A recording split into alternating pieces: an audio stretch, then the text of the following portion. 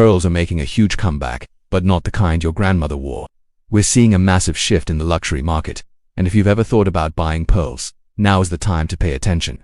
Younger buyers like Gen Z and millennials are ditching the classic, perfectly round strands for something with more personality.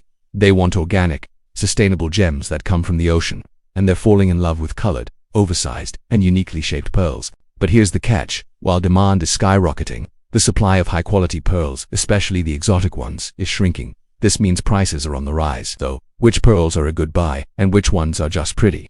Let's break down the pearl market from the most accessible to the most exclusive, and see where the real value lies. We'll start at the entry level with freshwater pearls.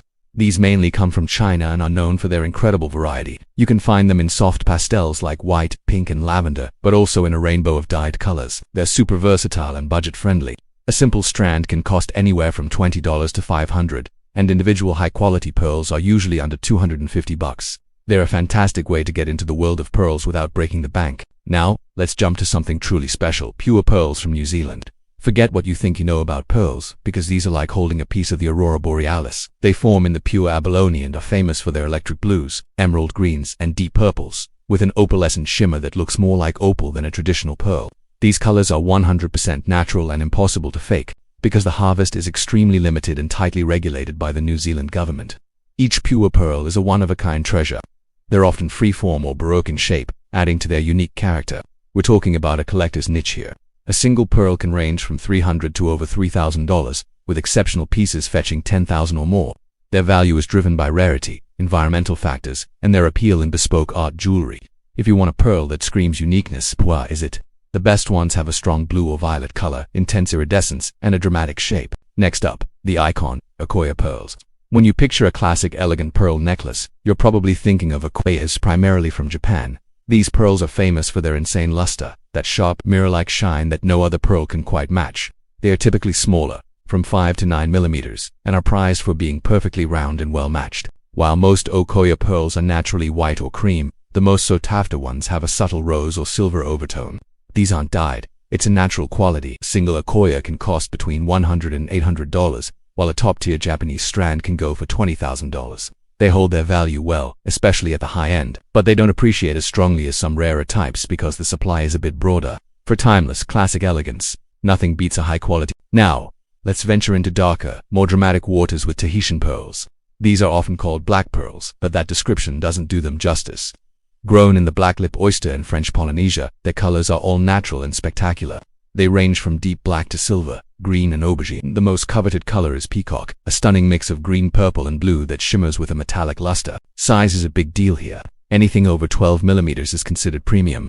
A single high-quality Tahitian pearl can cost anywhere from $300 to over $1,500. Collector-grade strands. We're talking $40,000 to $50,000, easily. Why so expensive? The farming is geographically limited, the growth cycle is long, and the rejection rate is high. Plus, rising demand from luxury markets is putting even more pressure on the limited supply. For a modern, edgy, and valuable piece, Tahitian pearls are a top contender. And now, for the kings and queens of the pearl world, South Sea pearls. These are the largest and some of the rarest cultured pearls available.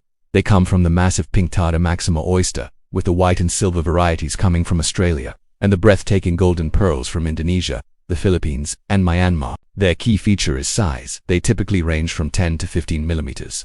Instead of a sharp shine, they have a thick nacre that gives them a soft, deep glow.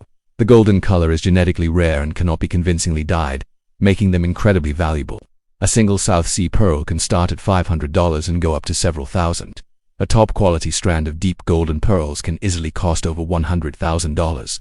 The cultivation process is incredibly difficult, with long growth cycles and very low survival rates for the oysters, which only produce one pearl at a time. If you're talking about pure value retention in cultured pearls, large South Sea pearls, especially the golden ones, are at the very top. But wait, there's one category that blows everything else out of the water: natural pearls. We've been talking about cultured, or farmed, pearls this whole time. Natural pearls are the ones that form completely by accident in the wild, without any human help.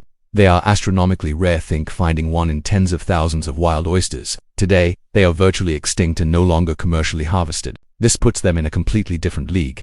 While a high-end farmed pearl necklace might cost $100,000, a historic natural pearl necklace can sell for millions at auction. Their value is driven by extreme rarity, historical significance, and the fact that they are truly irreplaceable. So, how can you tell the difference? Honestly, you can't. not just by looking. Sure, natural pearls are often more irregular in shape, but that's not a reliable indicator. The only way to know for sure is through an X-ray examination by a top gemological lab like Jaya or SSEF. The X-ray reveals the internal structure. A natural pearl will show concentric onion-like growth rings, while a cultured pearl will have a solid bead nucleus at its center. Without a lab certificate stating it's a natural pearl, the market will always assume it's cultured and price it accordingly. So, let's wrap this up. What should you buy? If you want a piece that will hold its value, your best bets are large, high-quality South Sea or premium Tahitian pearls. If you're after that timeless, classic elegance, a top-grade Japanese Akoya strand is the way to go. For those who value uniqueness and rarity above all else, the otherworldly pure pearl is your answer. And if you're looking for a true heirloom investment piece, it has to be a certified natural pearl. The world of pearls is more exciting and diverse than ever. Whether you're starting with a simple freshwater strand or hunting for a rare golden South Sea gem, there's a pearl out there that's perfect for you. Did you know pearls are actually living gems?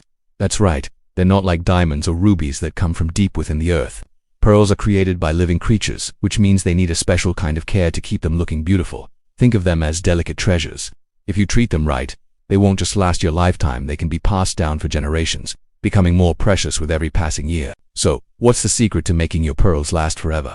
It all comes down to a few simple rules. First, remember the golden rule. Pearls should be the last thing you put on and the first thing you take off. This means you should apply your makeup, hairspray, and perfume before you even think about putting on your pearls. Why? Because the chemicals in these products can seriously damage their beautiful luster, making them look dull and lifeless over time. The same goes for everyday things like sweat, lotions, and even the natural oils on your skin. After you've worn your pearls, don't just toss them back in your jewelry box. Take a moment to gently wipe them with a soft, damped cloth. A microfiber cloth or a special jewelry cloth works perfectly. This simple step removes any residues that might have accumulated during the day. It's a quick habit that makes a huge difference in preserving their shine. Don't use any harsh cleaners, brushes, or abrasive materials. Just a soft cloth and maybe a little water is all they need for a regular cleaning. When it comes to storing your pearls, you want to keep them safe from scratches. Other jewelry, especially pieces with sharp edges like diamonds or metal clasps, can easily scratch the soft surface of a pearl. The best way to store them is separately in a soft pouch, a fabric-lined box, or even wrapped in a piece of soft cloth. And here's a pro tip. Don't store them in an airtight container like a plastic bag. Pearls love a little humidity because they came from the water. Storing them in a place that's too dry can cause them to become brittle and crack. Properly caring for your pearls isn't just about maintenance. It's about honoring their natural beauty and the incredible journey they took to become a piece of jewelry. By following these simple steps, you ensure that your pearls will continue to glow for years and years, retaining not just their beauty, but their sentimental and monetary value as well. Thank you so much for watching. If you found this video helpful and want to learn more about pearls and other beautiful gems, please give this video a thumbs up and subscribe to my channel. Don't forget to hit that notification bell so you won't miss any of my future videos. See you in the next one.